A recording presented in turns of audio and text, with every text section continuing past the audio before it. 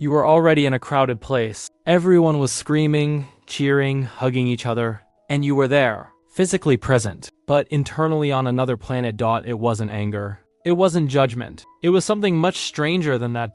It was like watching a scene from a movie that everyone around you knows by heart. And you've never seen it. And the worst part wasn't not understanding the game. The worst part was not understanding. Why did that matter so much? If you've ever felt this way, this video is for you. Not to convince you to like sports. Not to teach you how to fake it better. But to explain in depth who you are, how you function, and why you relate to the world in a way that many people still haven't been able to understand, including yourself. At times, subscribe to the channel now, because here we don't create shallow content. There is a very specific experience that people like that.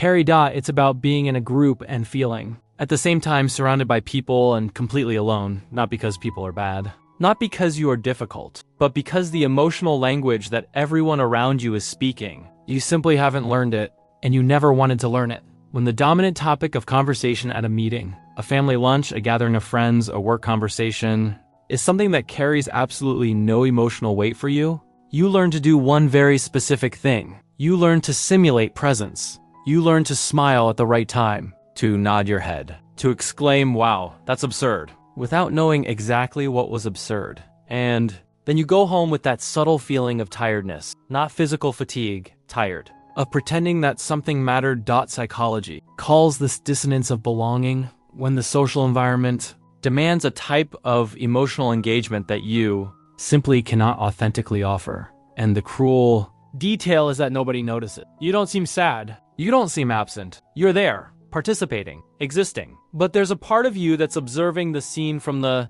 outside, curious, sometimes confused, sometimes slightly envious, not of the interest itself, but of the ease how other people connect through it. Because that's how you sometimes feel, right? It's not that you don't want to connect.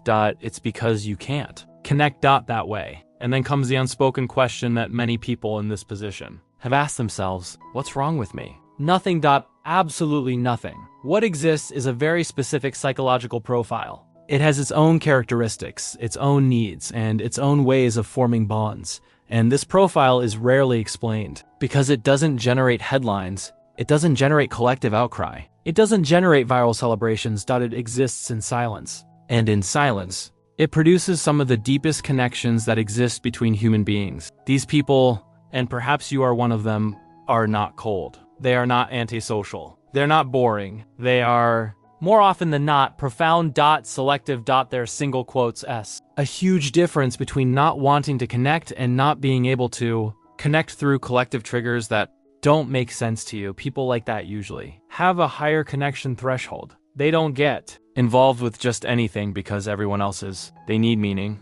And that's the crux of the matter. In a world where much of social life revolves around collective interests, sports, teams, championships, game results, the person who does not operate within this system constantly finds themselves on the outside, not because it was excluded, but that's because the entrance ticket is an emotion she doesn't feel. I'm asking you to leave a comment now with a word that describes you. It could be observant, thoughtful, selective, anything. And if this video is making sense, leave a like. It really helps the channel. Let's talk about how these people build connections, because they build deeply, but in a way that most people never stop to notice. Think of a conversation you've never forgotten. It wasn't in the stands. It wasn't during a game. It wasn't about a league table. It was in a kitchen at 2 in the morning. It was in a car during a long trip. It was in a text message that someone sent at 11 at night saying, "Can I tell you something?"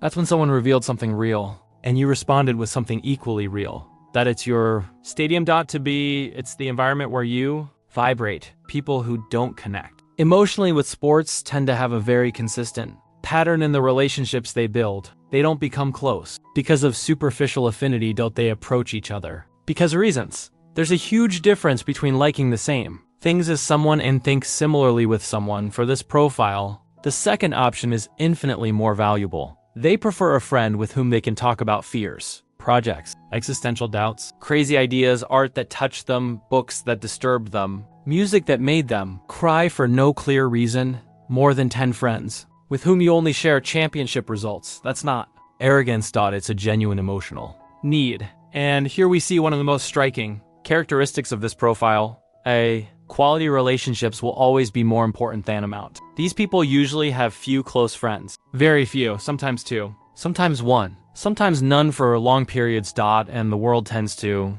interpret this as social failure, but it isn't. It's curation. It's the silent refusal to invest emotional energy in relationships that don't have enough depth to sustain who they truly are.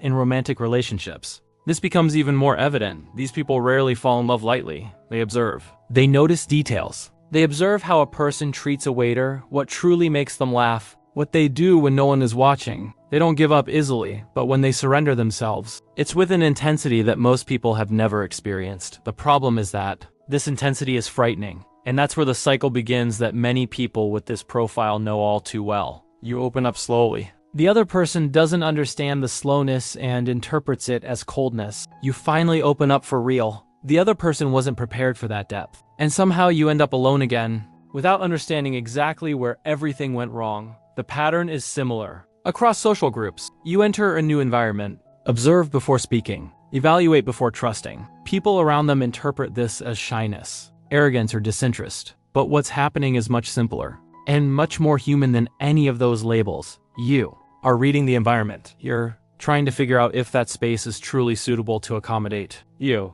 And most of the time, especially in groups united by very specific collective interests, the answer you quietly find is not completely. Here comes a phenomenon worth naming. The selective. Social fatigue. It's not pure introversion. It's not social anxiety.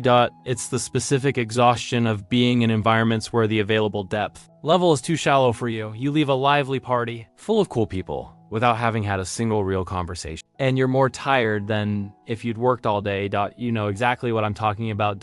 And within the family, this discomfort has a different texture, a heavier one, because you didn't choose to be in that family. And leaving isn't an easy option. Sunday lunches where the main topic is yesterday's game. Gatherings where you exist on the periphery of the conversation. Relatives who look at you with that slightly confused expression when you don't know who they're talking about.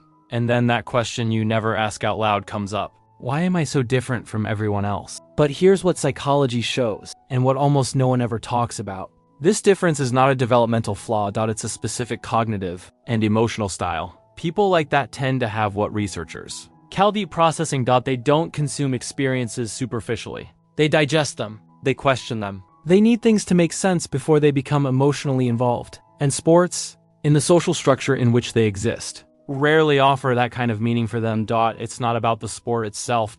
It's about the type of engagement it requires. A collective, tribal, immediate emotional engagement based on group belonging. And that kind of engagement, it's simply not the natural language of those people. Their language is different. It's a conversation that begins with a question no one expected. It's a personal project that I've been building in silence for months. It's the music they found on their own and felt was written for them. It is the book that broke them and rebuilt them at the same time. It's an idea that stayed in my head for weeks until it became something concrete. It's that connection with someone who, in the first real conversation, made it seem like you'd known each other for years.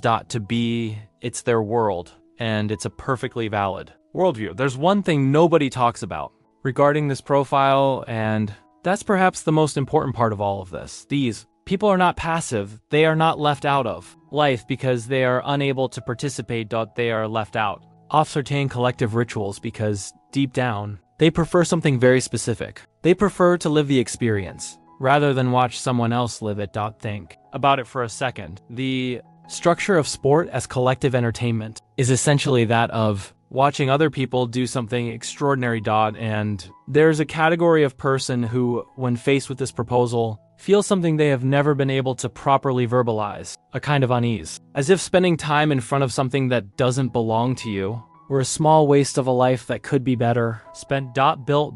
It's not a judgment about who's watching. It is a deep internal preference for to create instead of consume. By to do instead of to twist. By to star instead of applaud. And this shows up in everything these people do. They build projects. They develop skills. They delve into areas that fascinate them. They create things with their hands, with their minds, with their voices, with code, with words, not because they are superior to anyone, but why is that way?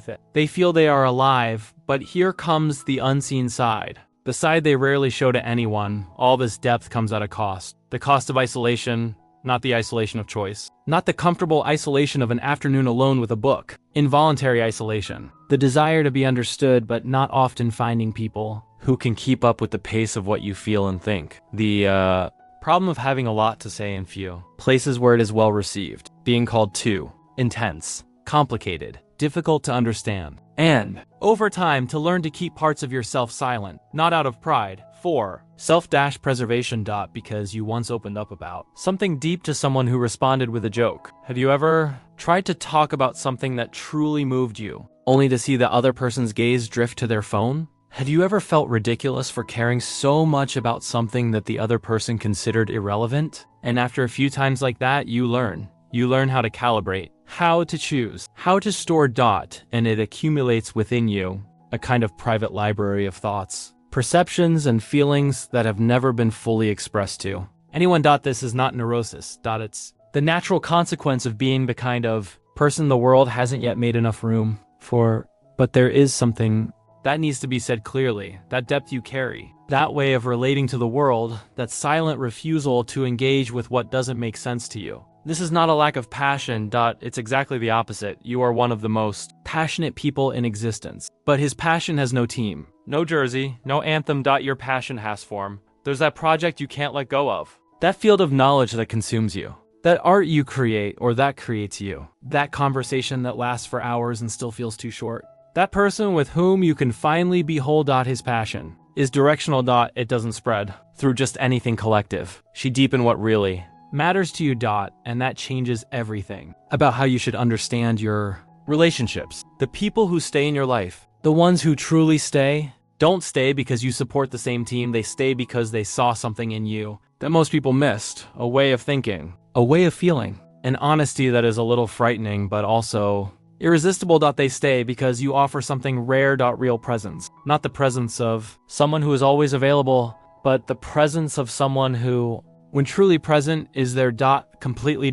And if you've ever been called strange, cold, antisocial, boring, know that these labels were given by people who measured you with a ruler that wasn't made to measure you. You're not boring. You are specific. And specificity, for those who understand, is the most precious thing that exists in a human relationship. You don't need to fake enthusiasm when you're not enthusiastic. You don't need to learn how to cheer to feel like you belong. You're already a part of it, just the way you are, with the passions you have, with the depth you carry, the sense of belonging you seek isn't in the stands. It's about having the right conversations, being with the right people, being in environments that allow you to be whole without needing to justify yourself. And these places exist. These people exist. Sometimes they are rare. Sometimes they take a long time to appear, but when they appear, because for the first time in a long time, you don't need to simulate anything. If this video described you in any way, leave a comment below describing how you felt while watching it. It can be a word, a phrase, or even a personal reflection. I read everything. And please like the video. It helps this content reach those who need it more than you can imagine. And the next video is already appearing on the screen. If you've made it this far, I'm almost certain it was made for you too.